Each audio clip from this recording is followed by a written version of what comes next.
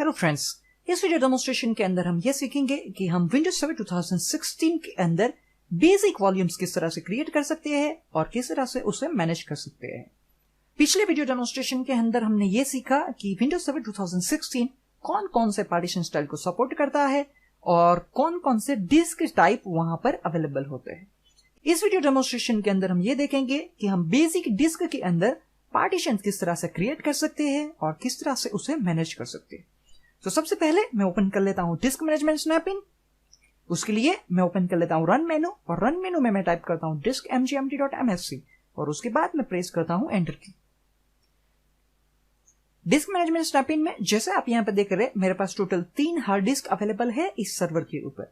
Disc 0 जहां पर हमने इंस्टॉल किया हुआ है हमारा विंडोज सर्वर 2016 और जो इंस्टॉल है इस सी ड्राइव के अंदर।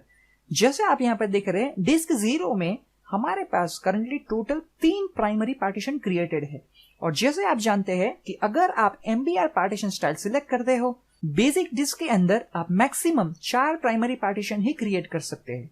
पर विंडोज सर्वर 2016 में जब आपने पहले से ही 3 प्राइमरी पार्टीशन क्रिएट किए हुए हैं और जब आप चौथा पार्टीशन क्रिएट करने के लिए जाओगे तब वो पार्टीशन ऑटोमेटिकली क्रिएट हो जाएगा as a extended partition.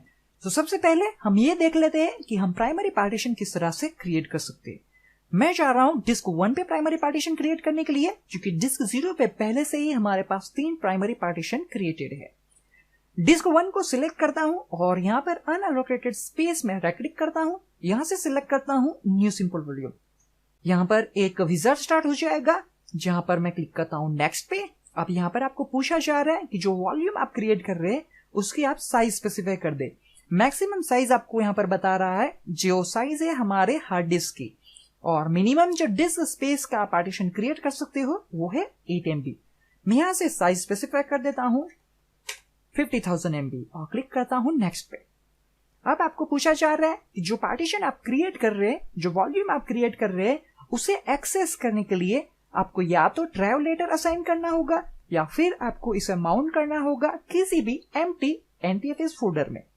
Currently हम ड्राइव लेटर ही सिलेक्ट रखते हैं, बाद में हम ये देखेंगे कि किस तरह से हम पार्टीशन को या वॉल्यूम को NTFS फोल्डर के अंदर माउंट कर सकते हैं। क्लिक करता हूं नेक्स्ट पे। अब हमें यहाँ पर पूछा जा रहा है कि आप इस पार्टीशन को फॉर्मेट करने के लिए कौन सा फाइल सिस्टम यूज करोगे। अगर आप इस पार्टीशन को फॉर्मेट नहीं करना चाहते हैं इस टाइम पे तो आप पहला ऑप्शन सिलेक्ट कर सकते हैं do not format this volume. और अगर आप इस पार्टीशन को फॉर्मेट करना चाहते हैं तो आप यहाँ से फाइल सिस्टम सिलेक्ट कर सकते हैं। जब तक आप पार्टीशन को फॉर्मेट नहीं करते हो तब तक आप उस पार्टीशन में डेटा स्टोर नहीं कर सकते हो। इसलिए यहाँ पर बाय डिफॉल्ट सिलेक्टेड ऑप्शन से आता है फॉर्मेट दिस वॉल्यूम। यहाँ पर जो बाय डिफॉल्ट फाइल सिस्टम होती है वो है NTFS। आपके पास ऑप्शन है कि आप यूज कर सकते हो exFAT या फिर REFS NTFS के अलावा। मैं यहाँ से NTFS ही सिलेक्ट रखता हूँ। अब यहाँ पर आपको पूछा जा रहा है एलोकेशन यूनिट जो हम बाय डिफॉल्ट ही सिलेक्ट रखते हैं। अब आपको यहाँ पर पूछा जा रहा है कि आप वॉल्यूम लेबल स्पेसिफिक करते। मैं इसे नाम दे देता हूँ डेटा। यहाँ पर ऑप्शन सिलेक्टेड है परफॉर्म अ क्विक फॉर्मेट।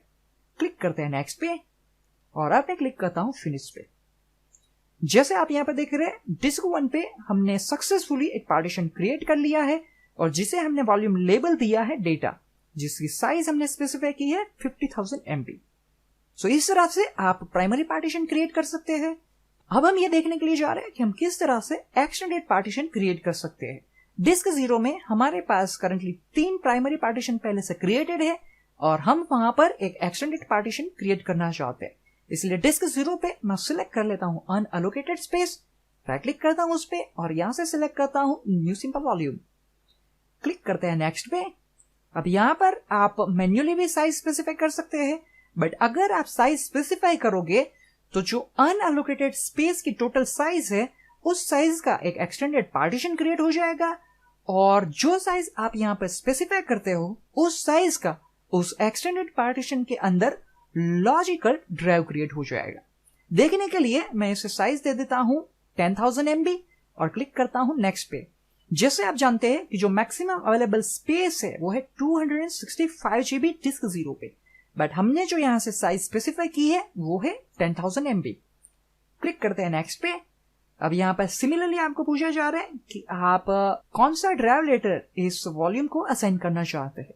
अगर आप कोई दूसरा ड्राइव लेटर स्पेसिफाई करना चाहते हैं तो आप यहाँ से उसे सिलेक्ट कर सकते हैं। फॉर एग्जाम्पल मैं यहाँ से ले लेता हूँ ड्राइव लेटर P, क्लिक करते हैं नेक्स्ट पे। सिमिलर ऑप्शंस यहाँ पर है फॉर्मेट पार्टीशन के लिए, हम NTFS फाइल सिस्टम ही सिलेक्ट रखते हैं और क्लिक करते हैं नेक्स्ट पे। और अब मैं क्लिक करता हूँ फिनिश बटन पे। जैसे आप यहाँ पर देख रहे हैं, यहाँ पर एक बॉर्डर आ चुकी है जो इतने एरिया को कवर कर रही है। वो हमें बता रहा है कि वो है एक्सटेंडेड पार्टीशन, यानी कि जो एक्सटेंडेड पार्टीशन की टोटल साइज होती है वो होती है 265 GB। और यहाँ पर आपको मिल रहा है एक लॉजिकल ड्राइव, जो कलर आप यहाँ से देख सकते हैं, और उसकी जो साइज हमने स्पेसिफाई की थी वो थी 10,000 MB। और अभी भी हमारे पास total 255.23 GB free space available है डिस्क 0 के अंदर। सो इस तरह से हम एक्सटेंडेड पार्टीशन क्रिएट कर सकते हैं। और अगर आप इस एक्सटेंडेड पार्टीशन के अंदर एक और लॉजिकल ड्राइव क्रिएट करना चाहते हैं तो वो भी पॉसिबल है। सिलेक्ट कर लीजिए एक्सटेंडेड पार्टीशन का फ्री स्पेस, राइट क्लिक कीजिए, और अब जैसे आप यहाँ पर देख रहे हैं कि जो बाकी के ऑप्शंस थे वो अब ग्रे आउट हो चुके हैं, क्योंकि एक्सटेंडेड पार्टीशन के अंदर आप ये पार्टीशन या वॉल्यूम क्रिएट नहीं कर सकते हो। सिलेक्ट कर लेता हूँ न्यू वॉल्यूम, क्लिक करता हूँ नेक्स्ट पे। यहाँ से साइज में वापस दे देता हूँ 10,000 MB, क्लिक करता हूँ next next next and finish. So इस तरह से आप एक्सटेंडेड पार्टीशन के अंदर आपकी रिक्वायरमेंट के अकॉर्डिंग आप लॉजिकल ड्राइव क्रिएट कर सकते हैं। अब हम ये देखने के लिए जा रहे हैं कि आप बेसिक वॉल्यूम को एक्सटेंड या श्रिंक किस तरह से कर सकते हैं। करंटली जैसे आप यहाँ पर देख रहे हैं, डिस्क 1 पे अंदर हमने एक पार्टीशन क्रिएट किया था जिसे हमने साइज दी थी 50,000 MB, और यहाँ पर हमारे पास अभी भी अनअलोकेटेड स्पेस अवेलेबल है कि डिस्क 1 पे जो हमने पार्टीशन क्रिएट किया था उसे हम एक्सटेंड करना चाहते हैं। तो उसके लिए मैं यहाँ पर राइट क्लिक करता हूँ और सिलेक्ट करता हूँ ऑप्शंस एक्सटेंड वॉल्यूम, क्लिक करते हैं नेक्स्ट पे। अब यहाँ पर आपको पूछा जा रहा है कि आप कौन सी डिस्क में उसे एक्सटेंड करना चाहते हैं। याद रहे, अगर आप मल्टीपल डिस्क के बीच में पार्टीशन को एक्सटेंड करते हो तो वो ऑटोमेटिकली क्रिएट हो जाएगा एज अ स्पान पार्टीशन, और जो आपका डिस्क टाइप है वो भी ऑटोमेटिकली चेंज हो जाएगा डायनामिक डिस्क। बट करेंटली हम डायनामिक डिस्क नहीं देखने वाले हैं, इसलिए मैं यहाँ से डिस्क 2 नहीं सिलेक्ट करूंगा। सिर्फ हम सिलेक्ट रखते हैं डिस्क 1, और यहाँ पर जो अवेलेबल स्पेस है वो हमें यहाँ पर बता रहा है, ये है टोटल स्पेस। और आप जितना साइज एक्सटेंड करना चाहते हैं वो साइज आपको यहाँ पर स्पेसिफाई कर देना है। मैं यहाँ से दे देता हूँ साइज 10,000 MB, क्लिक कर दे नेक्स्ट पे। फिनिश पे क्लिक करने से पहले मैं एक बार आपको वापस याद दिला दूं कि आप पार्टीशन को तभी एक्सटेंड कर सकते हैं जब पार्टीशन के नेक्स्ट राइट साइड में ही फ्री स्पेस अवेलेबल हो। अगर आपके डिस्क के अंदर फ्री स्पेस अवेलेबल भी है बट पार्टीशन के राइट साइड में वो अवेलेबल नहीं है, नेक्स्ट टू नेक्स्ट अवेलेबल नहीं है, तब आप बेसिक डिस्क के अंदर पार्टीशन को एक्सटेंड नहीं कर सकते हैं। क्लिक करता हूं फिनिश पे, और जैसे आप यहां पर देख रहे हैं पार्टीशन सक्सेसफुली एक्सटेंड हो चुका है।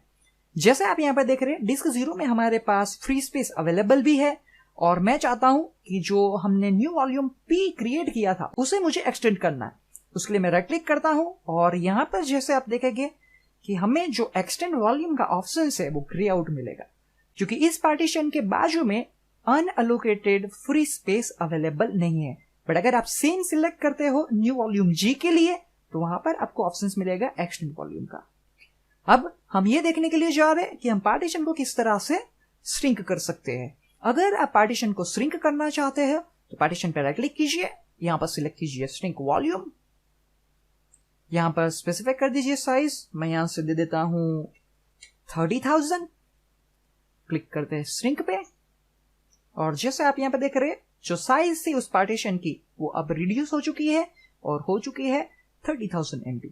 सो इस तरह से आप पार्टीशन को एक्सटेंड कर सकते हैं और पार्टीशन को श्रिंक कर सकते हैं। बट याद रहे, एक्सटेंड करने के लिए पार्टीशन के राइट साइड में ही अनअलोकेटेड स्पेस अवेलेबल होनी चाहिए। अब मैं ओपन कर लेता हूं फाइल एक्सप्लोरर।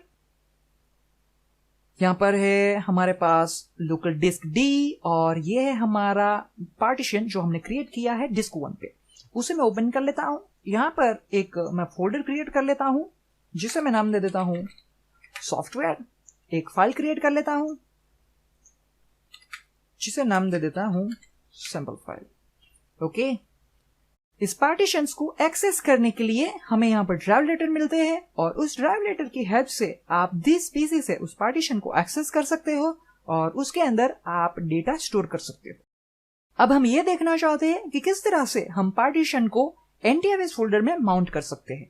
करंटली हमने इस पार्टीशन को ट्रैवलेटर असाइन किया है और वो है ट्रैवलेटर ऐप, और इस पार्टीशन को हम D ड्राइव के अंदर एक NTFS फोल्डर क्रिएट कर लेते हैं, जिसे मैं यहाँ पर नाम दे देता हूं वॉल्यूम 1, और वॉल्यूम 1 के अंदर हम उसे माउंट करवाना चाहते हैं। वापस चलते हैं डिस्क मैनेजमेंट पे। यहां पे सिलेक्ट करता हूं change drive letters and path. यहां से सबसे पहले जो ड्राइव लेटर हमने असाइन किया उसे मैं रिमूव कर देता हूं। यहां पर आपको एक वार्निंग मैसेज मिलेगा, उस पर मैं क्लिक करता हूं यस, और अब वापस राइट क्लिक करता हूं उस पार्टीशन पे, वापस सिलेक्ट करता हूं change drive letter and paths, और यहां पे क्लिक करता हूं ऐड बटन पे। यहां से मैं सिलेक्ट कर लेता हूं options mount in the following empty NTFS folder. Click करता हूं ब्राउज पे, एक्सटेंड करता हूं D ड्राइव को, और यहां से सिलेक्ट कर लेता हूं वॉल्यूम 1। क्लिक करते हैं ओके पे, क्लिक करता हूं ओके पे, और अब ये पार्टीशन माउंट हो चुका है वॉल्यूम 1 नाम के NTFS फोल्डर के अंदर। वापस चलता हूं फाइल एक्सप्लोरर पे। यहां पर सबसे पहले मैं क्लिक करता हूं दिस पीसी पे। जैसे आप यहां पर देख रहे हैं, जो डेटा नाम का पार्टीशन था वो अब हमें दिस पीसी के अंदर में नहीं मिल रहा है। ओपन कर लेता हूं D ड्राइव। यहां पर आप वॉल्यूम 1 के साथ एक शॉर्टकट आइकन देख सकते हैं, और यहां पर वो आपको दिखाएगा साइज जो उस पार्टीशन की है। इसको मैं ओपन कर लेता हूं, और जैसे मैं इसको ओपन करूं उसके अंदर हमें वो फोल्डर और वो सैंपल फाइल मिलनी चाहिए। डबल क्लिक करता हूं इस पे, और जैसे आप यहां पर देख रहे हैं कि वही सेम फोल्डर और सैंपल फाइल हमें यहां पर मिल जाएगी। तो इस तरह से आप पार्टीशन को किसी भी एम्प्टी NTFS फोल्डर के अंदर माउंट कर सकते हो। अगर आप पार्टीशन को डिलीट करना चाहते हो तो भी आप सिमिलरली डिस्क मैनेजमेंट स्नैपिंग से उसे डिलीट कर सकते हो, रिमूव कर सकते हो। वापस चलते हैं हम डिस्क मैनेजमेंट स्नैपिंग में। यहां से मैं सिलेक्ट करता हूं न्यू वॉल्यूम, राइट क्लिक करता हूं उस पे, और सिलेक्ट करता हूं डिलीट वॉल्यूम। क्लिक करते हैं यस पे। सिमिलरली मैं डिलीट करने के लिए जाता हूं न्यू वॉल्यूम P को, और सिमिलरली मैं डिलीट करने के लिए जा रहा हूं एक्सटेंडेड पार्टीशन को। क्लिक करता हूं यस पे। So, इस तरह से आप विंडोज सर्वर 2016 के अंदर बेसिक पार्टीशंस, या फिर आप ऐसा बोल सकते हो कि बेसिक वॉल्यूम्स को मैनेज कर सकते हो। नेक्स्ट वीडियो डेमोन्स्ट्रेशन के अंदर हम ये देखेंगे कि हम विंडोज सर्वर 2016 के अंदर डायनामिक वॉल्यूम किस तरह से क्रिएट कर सकते हैं और किस तरह से उसे मैनेज कर सकते हैं। इस वीडियो डेमोन्स्ट्रेशन के लिए इतना ही। Thank you for watching this video.